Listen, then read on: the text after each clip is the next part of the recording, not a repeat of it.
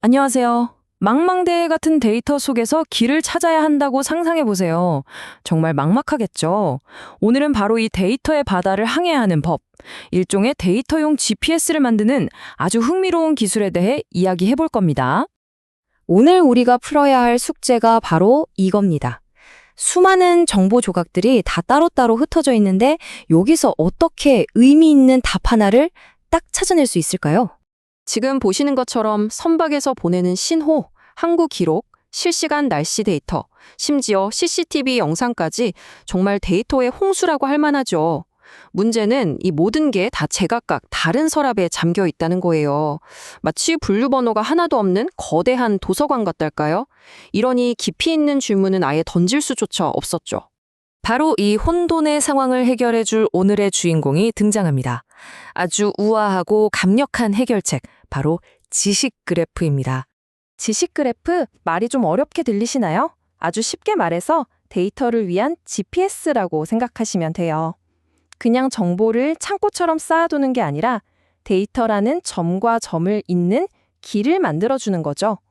덕분에 우리가 전에는 절대 볼 수 없었던 데이터들 사이에 숨겨진 관계, 그 경로를 똑똑하게 보여줍니다. 예전 방식이랑 비교하면 그 차이가 확 느껴지실 거예요. 예전에는 데이터가 전부 벽으로 막힌 사일로, 그러니까 독립된 창고에 갇혀 있었어요. 하지만 지식 그래프를 쓰면요, 모든 정보가 거미줄처럼 촘촘하게 연결돼서 하나의 거대한 지식망을 이루게 됩니다. 자, 그럼 이렇게 똑똑한 데이터 지도는 대체 어떻게 만드는 걸까요? 놀랍게도 그 시작은 기술이 아니라 질문에서부터 출발합니다. 생각해보면 당연해요. 우리가 좋은 지도를 만들려면 먼저 어디로 가고 싶은지 그 목적지를 정해야 하잖아요? 바로 이겁니다. 이게 스탠포드 대학에서 제안하는 아주 유명한 방법론의 핵심인데요. 시스템이 반드시 답해야만 하는 질문을 먼저 정의하라는 거예요. 이걸 역량 질문, 줄여서 CQ라고 부르는데 이 질문이 바로 전체 설계의 방향을 잡아주는 등대 역할을 하는 거죠. 그래서 오늘 우리가 이 과정을 이해하기 위해 계속해서 따라가 볼 질문이 바로 이겁니다. 부산항 VTS 관제구역 안에 있는 배는 어떤 충돌 예방 규칙을 따라야 할까? 꽤 구체적이죠? 이 답을 찾기 위해 데이터들을 어떻게 연결해야 하는지 그 여정을 한번 같이 따라가 보시죠. 자, 이제 설계도가 나왔으니 실제로 집을 지어야겠죠. 개발자들이 이 데이터의 거미줄을 어떻게 한 올 한 올 엮어 나가는지 그 구축 단계를 들여다볼 시간입니다. 사실 이 복잡해 보이는 과정을 아주 간단하게 3단계로 나눠볼 수 있어요.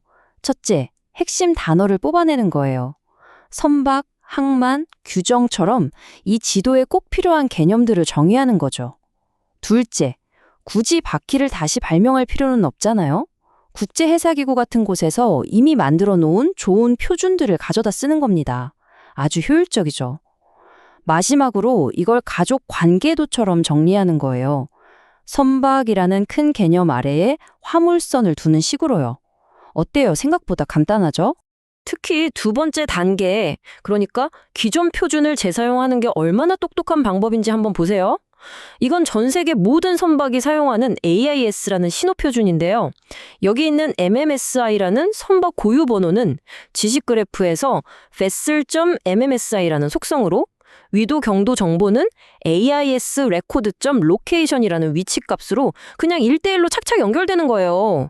이미 있는 걸 그대로 가져다 쓰니 얼마나 편하겠어요? 자, 그럼 다시 우리의 원래 질문으로 돌아가 볼까요? 부산항 VTS 구역의 충돌 규칙을 알려면 이 그래프가 뭘 해야 할까요? 네, 바로 부산이라는 항구 노드를 VTS 구역이라는 해역 노드에 연결해야 하고요. 또 그 구역 노드를 특정 충돌 예방 규칙 노드와 연결해야 합니다. 이 항구는 이 구역을 가지고 있다. 이 구역에는 이 규칙이 적용된다. 같은 관계의 다리를 놓는 것. 이게 바로 핵심입니다. 좋습니다. 이제 설계도도 나왔고 멋지게 데이터 웹도 엮어냈어요. 그럼 마지막으로 뭘 해야 할까요? 그렇죠. 이게 진짜로 작동하는지 확인해봐야죠. 이론을 현실로 가져오는 테스트 단계입니다. 자, 운명의 시간입니다. 과연 우리가 만든 이 지식 그래프는 우리의 핵심 질문에 답을 할 수 있을까요? 다시 한번 질문을 띄워보죠. 부산항 VTS 관제구역 내 산박에 적용되는 충돌 예방 규칙은 무엇인가? 네, 해냈습니다. 답변을 찾았어요. 그래프는 수많은 데이터 사이를 헤쳐나가서 바로 그 특정 지리적 구역 안에서 적용되는 충돌 예방 규칙 조항들을 아주 정확하게 콕 집어서 찾아냈습니다. 그런데 진짜 놀라운 건 속도입니다. 얼마나 걸렸을까요? 5초도 안 걸렸습니다. 이렇게 여러 데이터베이스를 넘나들어야 하는 복잡한 질문에 대한 답을 단 5초 안에 찾아내도록 설계되었다는 거죠. 정말 엄청나지 않나요? 자, 그럼 이제 한 걸음 뒤로 물러나서 이 멋진 기술적 성과가 우리 현실 세계에 어떤 큰 의미를 가지는지 그 영향력을 한번 살펴보겠습니다.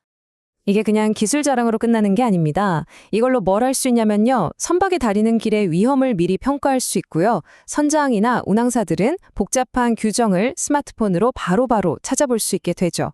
또 안타까운 해양사고가 났을 때 그 원인을 훨씬 더 깊이 분석할 수도 있습니다. 결국 AI 기반의 똑똑한 해양 서비스를 위한 아주 튼튼한 토대가 마련되는 겁니다. 오늘 우리는 데이터라는 거대한 바다를 항해하는 법에 대해 알아봤습니다.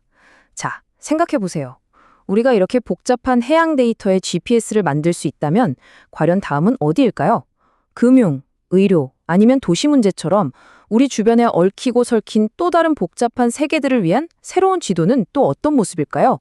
이 질문을 여러분께 남기면서 오늘 이야기는 여기서 마치겠습니다.